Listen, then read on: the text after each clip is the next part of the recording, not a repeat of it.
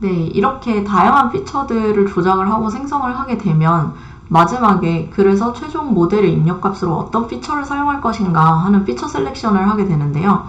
생성한 모든 피처를 다 사용할 수도 있지만 중요한 피처만 선택을 할 수도 있겠죠.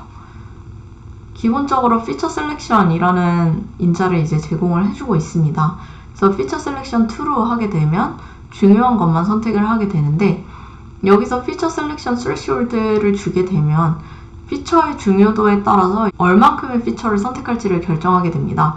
너무 낮게 설정하면 이제 사용하는 피처가 줄어들게 되고 언더피팅 가능성이 있겠죠. 이제 피처 셀렉션 방식이 디폴트는 클래식인데 보르타 방식을 선택을 할 수도 있습니다.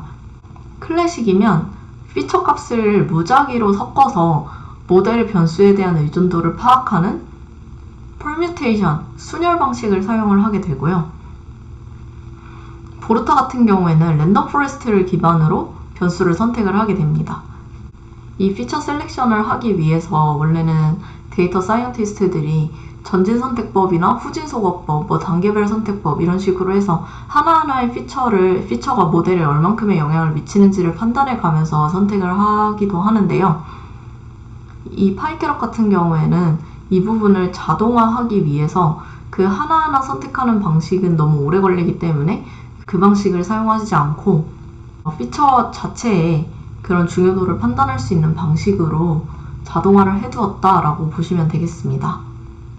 이게 조금 더 다양한 방법이 있는데요. 다중 공선성을 제거하는 방식을 보면 그러니까 하나의 변수가 다른 변수와 높은 선형관계를 보이는 현상, EDA에서도 한번 설명을 해드렸는데 이런 부분들은 모델의 분산을 높이거나 이제 모델을 좀 불안정하게 만들 수가 있습니다. 아니면 비슷한 변수가 들어가기 때문에 연산량만 높인다던가 이런 안 좋은 점들이 있기 때문에 제거를 해주시는 게 좋은데요.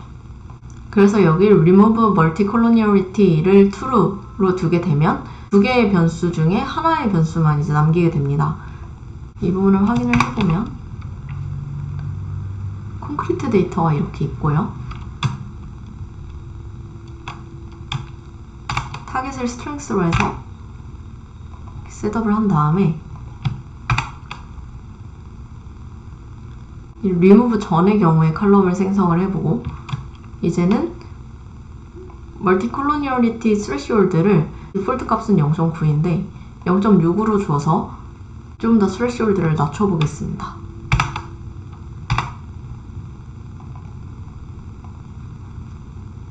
스레시홀드를 조금 더 낮췄기 때문에 상관관계가 조금 낮더라도 제거가 될 텐데요. 그래서 이렇게 제거된 이후에 값을 확인을 해보면 워터라는 값이 다중건성성이 높아서 제거가 된 것을 확인해 보실 수 있습니다. 네, 그리고 앞서 설명드렸던 방식 중에 하나인 PCA, Principal Component Analysis를 적용을 할 수도 있는데요. 차원 축소를 하게 됐을 때 좋은 점은 굉장히 많은 피처들이 있을 때 그 피처의 수를 컴팩트하게 줄여서 조금 더 모델에 더 많은 임팩트를 줄 수 있는 변수들만 남긴다는 장점이 있고요. 가끔은 이 PCA가 시각화를 위해서 사용이 되기도 합니다. 우리가 4차원, 5차원, 100차원짜리가 되는 것은 그림으로 그려서 이해를 할 수가 없기 때문에 그 부분을 2차원이나 3차원 정도로 그림으로 이해할 수 있을 정도로 만들기 위해서 PCA를 사용하기도 하는 거죠.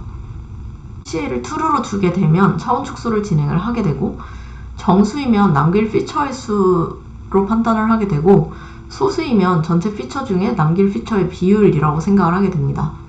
메소드를 선택을 할 수는 있는데요. 리니어이면 SVD 방식을 사용하게 되고 이 싱귤러 벡터 디컴포지션에 대해서는 앞에서도 한번 설명을 드렸기 때문에 넘어가도록 하고요. 기본 방식은 이제 리니어 선형 방식에 적용을 하게 되는데 IBF 커널을 사용하면 이제 비선형 데이터도 적용을 할 수 있다. 선형으로 데이터를 투영할 수 있다 라는 정도로 생각을 해주시면 되겠습니다. 만약에 이 데이터셋이 매우 커가지고 메모리에 올리기가 힘들다 라고 하는 경우에는 점진적 PCA라는 방식을 사용을 할 수도 있는데 이때는 incremental이라고 기재를 해주시면 됩니다. 원래 데이터로 생성을 해보면 이렇게 데이터가 되는데 이를 PCA를 통해서 한번 확인을 해보면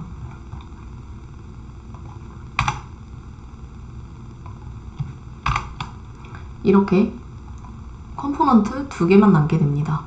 그러니까 2개의 축만 남기고 중요한 2가지 축만 남기고 이제 나머지 피처들은 다 제거되었다 라고 생각을 해주시면 되겠습니다. 마지막으로 분산이 낮은 피처들을 제거하는 방식이 있는데요. 카테고리컬 피처 중에서 특정 카테고리가 다른 카테고리보다 수가 지나치게 많을 경우에 분산이 작아지게 됩니다. 그러니까 데이터 분포가 굉장히 뾰족하게 되는 것이죠. 그래서 모델 학습할 때 이 피처가 한 가지 카테고리로 치우쳐져 있기 때문에 모델이 중요하지 않은 피처라고 판단을 하고 무시하게 되는 경우가 많습니다. 그래서 이런 피처들은 제거를 해서 불필요한 연산량을 줄일 수 있는데요. 이런 부분도 역시 파이캐럿에서 처리를 할 수가 있습니다. 먼저 이 마이스라는 데이터에서 제노타입을 다 컨트롤인 것만 뽑아보도록 하겠습니다.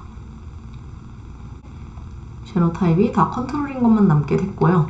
이 부분을 셋업을 통해서 로우 베리언스를 다 없애라, 로우 베리언스한 데이터를 다 없애라 라고 하게 되면 제노타입 피처는 아예 사라진 것을 보실 수가 있습니다. 이렇게 제노타입을 찾으려고 하면 키가 없다 라는 에러가 나올 거고요. 이때 로우 베리언스를 찾는 기준은 샘플 수분의 피처에서 유니크한 값의 수가 10%가 되지 않을 때를 로우 베리언스로 판단을 하기도 하고요. 두 번째로 많이 등장하는 값의 수문에 가장 많이 등장하는 값의 수가 20배 이상 차이 날 경우에 로우 베리언스로 판단하기도 한다고 합니다. 이렇게 각 피처에 대해 큰 힘을 들이지 않아도 쉽게 가공할 수 있다는 것이 파이캐럿의 장점이라고 생각합니다. 다음 시간부터는 파이캐럿의 튜토리얼을 따라가 보면서 학습하고 최적화하고 분석하고 배포하는 과정들을 한번 알아보도록 하겠습니다.